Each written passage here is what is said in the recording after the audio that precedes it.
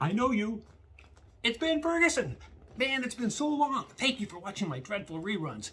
Look, guys, I just got back from Alaska, and I have so much to tell you, but I want to start with an Alaskan cruise review.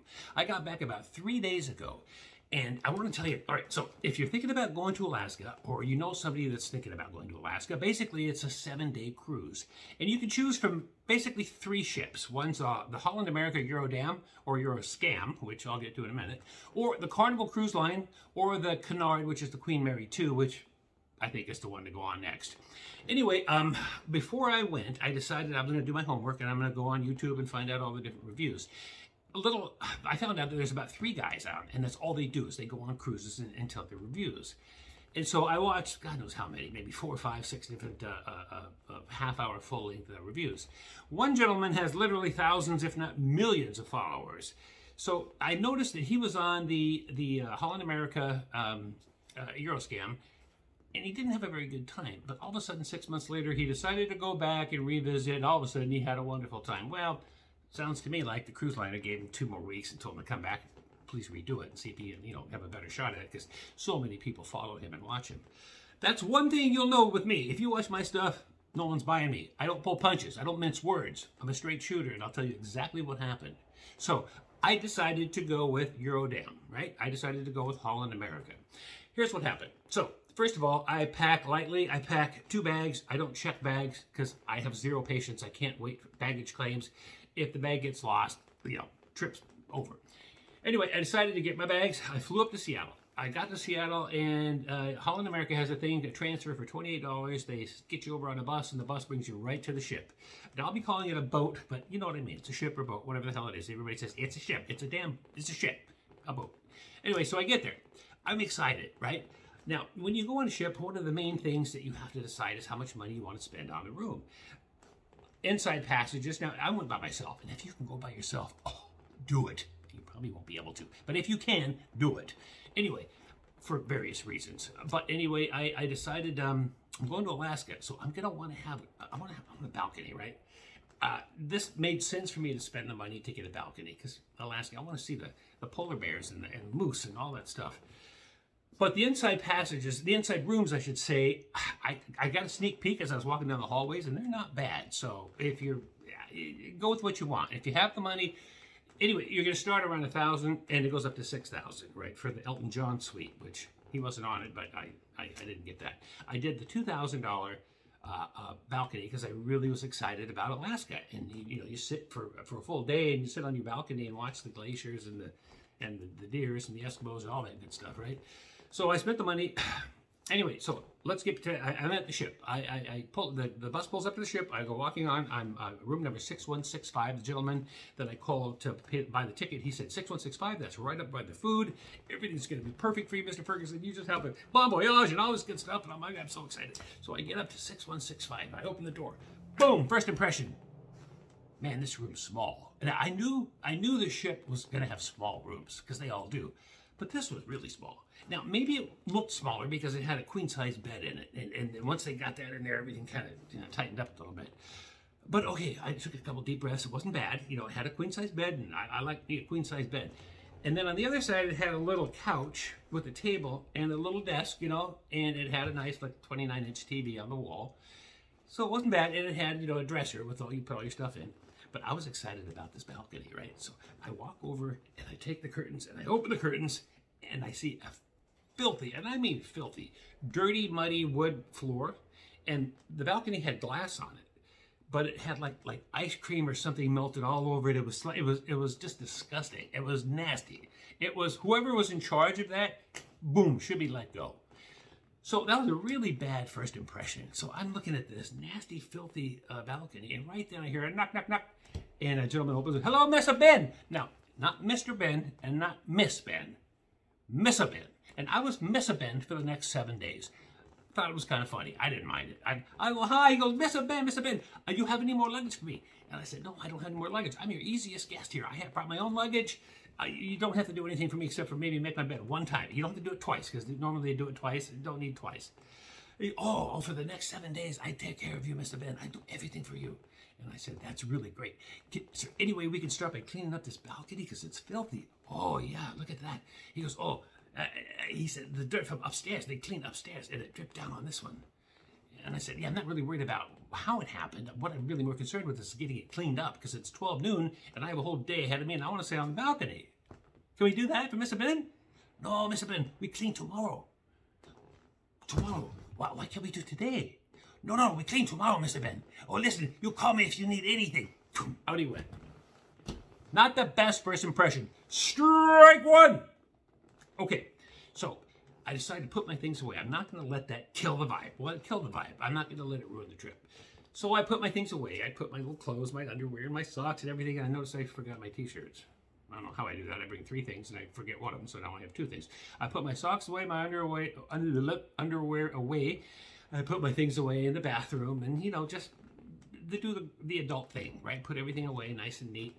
And then I decide I'm hungry. So I go out and I say, hey guys, where do I find some food? Go to the 9th floor. So I go to the 9th floor. 9th floor, now when I walked up, I was a little excited. You know, it was kind of like the Luxor. It's kind of like a nice resort with all this food. The food was dorm food. I don't know if you guys, I went to Francisco Torres here in school, and it was exactly the same kind of food. Dorm food. Not hospital food, not school lunch food, but right in the middle. So, you know, I ate some spaghetti or something, and I didn't let that slow me down. I went for a cruise. Now, as I'm walking, I'm checking out the ship. I was told there's going to be like a lot of art and a lot of beautiful things. I saw, as far as art goes, I saw, you ever have a friend of yours and his older brother used to make, you know, really cool 3D, like models of ships? They had a lot of ships, like Titanics, that were in glass cases, like models that somebody made. Little tiny people, and that was kind of nice. You know, the first couple of ones I looked at, yeah, it was kind of neat. The other side of the ship, I saw a Louis XVI vase that was supposedly real. It was in a glass case. That was really interesting. I liked that, but that was it. There was nothing else. One thing I kept noticing too, I don't know if you've ever been to your neighbor that had an RV and he invited you into the RV, and the RV is like 25, 30 years old, and it's got that feeling of grime, that thin invisible layer of gunk. That's what this ship had. The Eurodam or Euroscam needs to either dry dock the thing, tear out all the carpet, and I mean all the carpet, scrub that baby down for about a month, and then redo everything, or sink the thing and do that barrier reef that they say is good for the fish that we all know is a bunch of crap. They just get rid of the ship. Anyway, that was the feeling. I felt like maybe I didn't want to sit anywhere. I wanted to shower after I walked around the ship. That's the deal with the Eurodam. That's what you're getting. Another thing I noticed, the average age. The average age, I'm not kidding you, the average age was 85. Now, I pulled the bar down. I mean, look how old I am. I'm the one that made things young again. 85, I would say there's 1,400 passengers. If you lined them all up, you would see a walker every 4th person. You would see a wheelchair every 15th person. You know, and then I thought to myself, if there's 1,400 people and they're, let's say 80% are 85 or older, I did the simple math, you're probably going to have about 3.7 deaths in the next 7 days. I mean, that's what goes on up here. Anyway, so I'm okay with old people. I'm an old person, but I'm just not that old. I didn't have a problem with that, but the only problem was there wasn't any nightlife at all. And not that I really cared, because I found out later that there's a lot of really good movies in my room. Now, that first night, I felt like I was in the first couple of rounds with Tyson. I got punched around quite a bit, with a lot of letdowns. But when I got back to my room, I found out that I can order room service, and I can order it from the dining rooms, right? So I ordered 2 full-on dinners. I think I had a New York strip, which was incredibly good, and I had filet of sole, which was complete and utter garbage. So hit and miss with this menu. But I watched, there's about 25 free movies that you could choose from. The first movie I saw was Along Came Polly. You ever seen Along Came Polly with Jennifer Aniston? Funnier than crap. So there I am, the first night. I got the windows open, and you could kind of see through the dirty, nasty balcony. And we were out at sea. We were traveling up the coast, and I had the windows open, and it was cold, and I had both dinners, and Along Came Polly, and I'm like, man, Now things are starting to happen. Now I'm feeling it. I'm having a good time. So the next day, I got up and had breakfast, room service, of course. I think I only went to the dining room maybe twice in 7 days. Everything was room service. I didn't want to. When I went to the dining room, they said, "Would you like to sit near a window?" And I'm like, "Yeah." "Do you mind sitting with other people?" And I'm like, "No, I kind of rather sit by myself." And they're like, "Really?" Like I'm some crackpot. But anyway, I don't know why. I just didn't want to sit with a bunch of people. That's why I didn't go to the dining room. I stayed in my room and I ate God knows how many dinners per night. Anyway, watched a lot of really good movies. But anyway, so the next day, we were all at sea for the whole day. So I decided to go for a cruise, and I walked around. They have a couple of, they don't have, like I said, they don't have a nightlife, but they have a couple of, like TED, like lectures. They had one on the I don't remember the name. It was the dog sleds, right? So there's a movie about 4 years ago where they had a movie on the dog sleds, and it's a true story. Up in Alaska, I think it was Juneau, and somebody got injured. It was 40 below, and they had to send another dog sled, and the guys almost died. Anyway, so it was a good movie I saw, but actually it really happened, and the person it happened to was narrating the film at this lecture, which was incredibly cool. So for about an hour and a half, I was pretty impressed at that. Later on that evening, there was supposed to be another lecture, and it was about Alaska.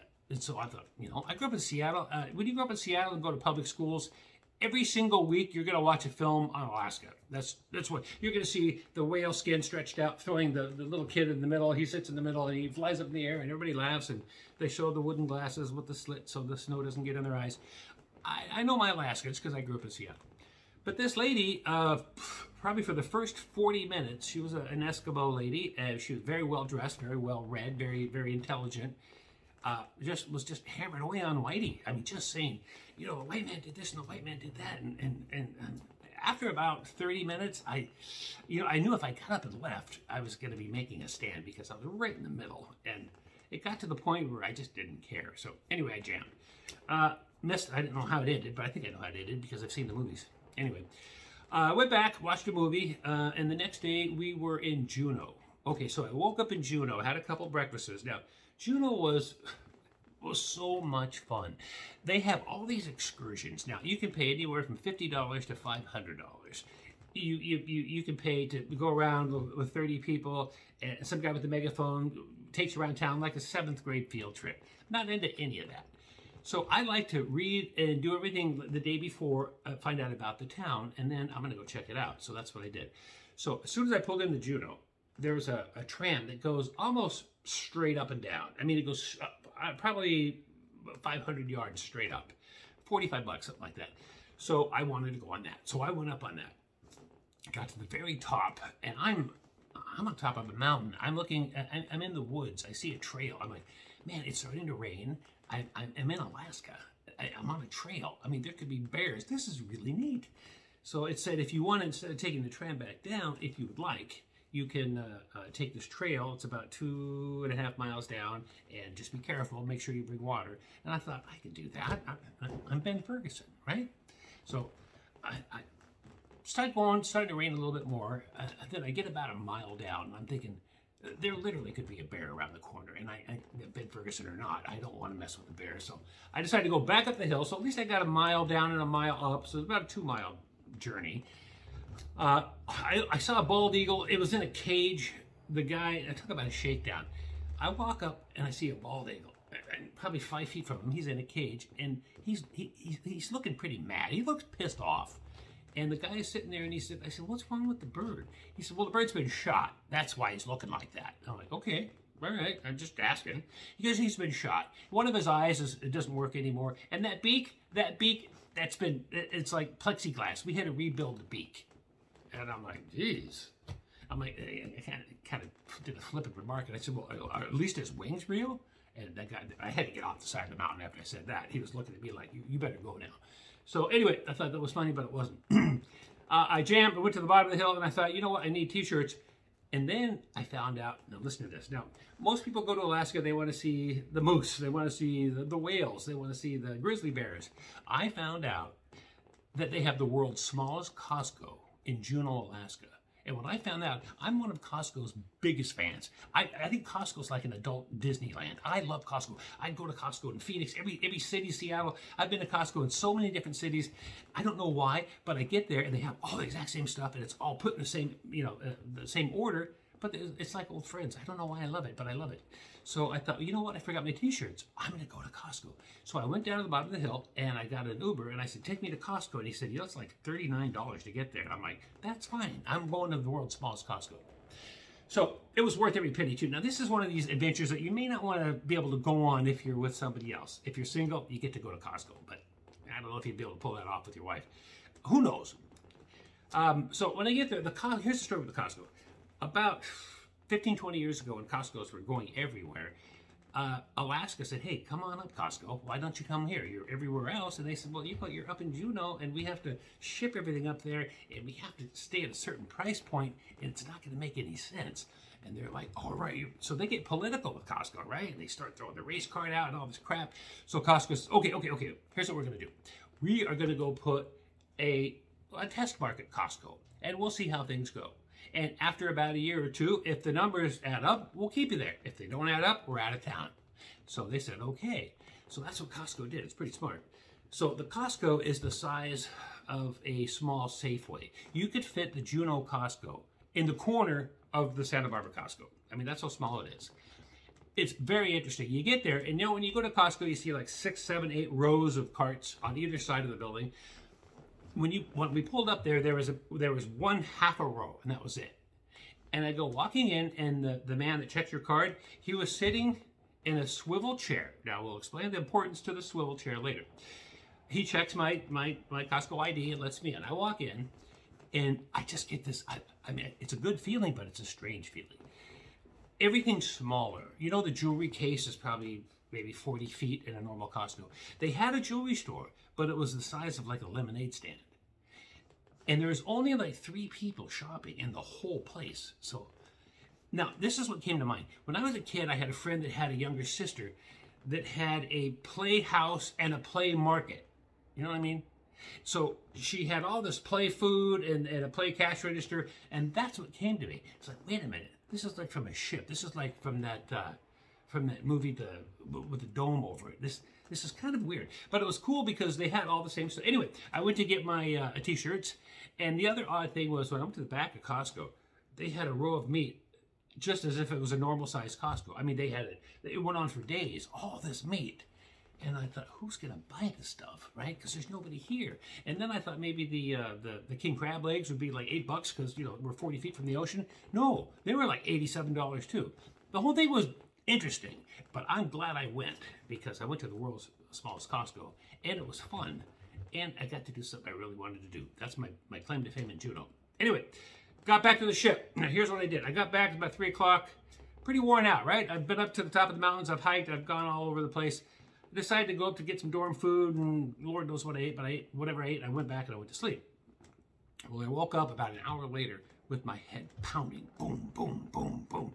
The whole room smelled like gas, like poisonous gas. And I'm like, this is like when have you ever gone skiing and the row of diesel buses, when they're all running and that smell, you know what I mean? So my room was filled with that smell. So I called down. Now I pick up the phone, dial 92. I'll be doing a lot of that in the next 7 days. 92. Hello, Mr. Ben. Hi, yeah, I just woke up with a pounding headache and my room's filled with poisonous gas. Oh, that's no good. No, it's not. Okay, we'll bring someone right up.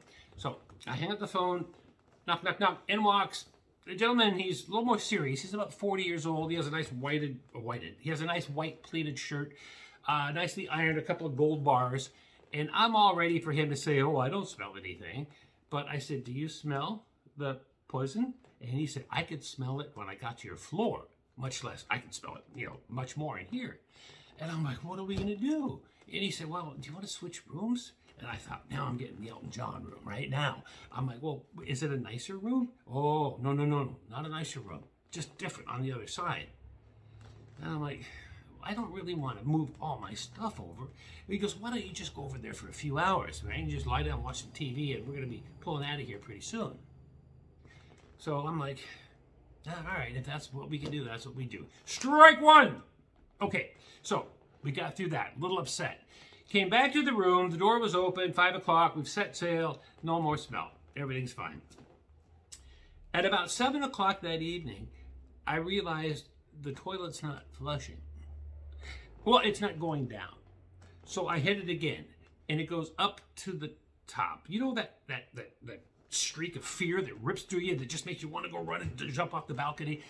It didn't go over, or I would have jumped, but it stayed right at the top. And I'm like, what else can happen to me? So I, 9-2, hello, Mr. Ben. Hi, yeah, my toilet bowl's just about to overflow. Oh, that's no good. I'm like, nah, that's not good. Okay, we send the plumber tomorrow. I'm like, tomorrow? Well, why not right now? Oh, he's not on duty. He's not on duty, but he's on the ship. Yeah, he's on the ship. Maybe he's on call? No, he's not on call, Mr. Ben. He's not on duty till tomorrow. And then she goes, well, you want to go to the other room? I'm like, no, I don't want to go to the other room. All right, see you at 8:30. Boom. Like clockwork, 8:30, knock, knock, knock. Guy came in and fixed it. All right, so that was straight 2. Got through that. We went to Ketchikan. That was a fun city. But let me tell you, the most fun I had was in a place called Sitka. Sitka is the actual town where Russia purchased, or actually Russia sold Alaska to the U.S. I think it was 1878. And they showed the little area, the little park where they actually did it. Just down the street is an old Russian Orthodox church that was built back in the mid-1800s. It had a lot of gold, a lot of ornate religious stuff that the Russians threw in the deal somehow. I don't know why they have it, but they have it. So I saw that. I walked through that town. The town was beautiful. I walked up and I saw this beautiful mansion that was looking right over the ocean, and it had a beautiful front yard, and I wasn't sure what was going on, but I'm the kind of guy that just walks in and pretends like he doesn't know what he's doing. Like, oh, sorry, excuse me. I got to find out what's going on here. So I go up there, bust right through the front door, and I see a whole bunch of really old people in wheelchairs. I mean, really old, and they're like moving soup cans up, doing like physical therapy. And I made their day because they all laughed and had fun. And I guess I walked into an old folks home, but oh boy, this is Sitka. Just remember, if you see that building, go in and say hi because they were so happy. And I stayed there for a few minutes to talk to them. Anyway, I left. Then as I was going back, I saw a old food truck, and it had these. It's raining right now, and I'm figuring it's probably 80 degrees in Santa Barbara, but I love rain. So I'm taking advantage of the rain, and so it's fresh fish and chips. So I stopped and I got fresh fish and chips. I got the very best fish and chips, and I'm a fish and chips connoisseur. I've eaten that stuff since I was 3 years old. My DNA is an old stuffy Englishman, and that's just who I am. I want an old English Tudor mansion with dark walnut, walls, and I want fish and chips. And anyway, I had the finest fish and chips in Sitka. Get back to the boat, the ship, whatever. The next morning is going to be Seattle. So I've kind of had a hit and miss time. I've watched a few good movies and eaten a few good dinners. Anyway, blah, blah, blah. They say the ship pulls in about 5 o'clock. They say just sleep in, get up around 7, 8, 9 o'clock, have some breakfast, and then get your tail off the boat. We're done, right? By like 9:30, I think it was. So I went to bed, and I got up at 5. Something woke me up at 5 a.m. Boom, boom, boom, boom. Like a room filled with gas again. It's the diesel fumes. Strike 3! You're out. So I'm sorry, Holland, America, but your Eurodam is a Euro scam. It is a death. If you've already bought your tickets and you bought them on the Eurodam, here's what you do. First of all, you order the New York strip, nothing else, right? Just eat beef for 7 days. You're gonna be fine. Make sure. Tell them if you're on the 6th floor, tell them you want to be on the opposite side of 6165, because the 6165, those people are gonna have headaches. The opposite side, they're fine. And you're not going to have to switch back and forth. That's all I can say. That's my review. If I go again, which I probably will, I'll go on the Cunard Queen Mary 2. Right? That's from what I've seen. That's the has the most elegance, the most art, the most nightlife, the most everything. Eurodam, Euroscam, sink it, create the barrier reef. Let's feed the fish or whatever the hell the barrier reef does. And that's my review. I hope you got something from it. I look forward to seeing you next time. Thank you. We'll see.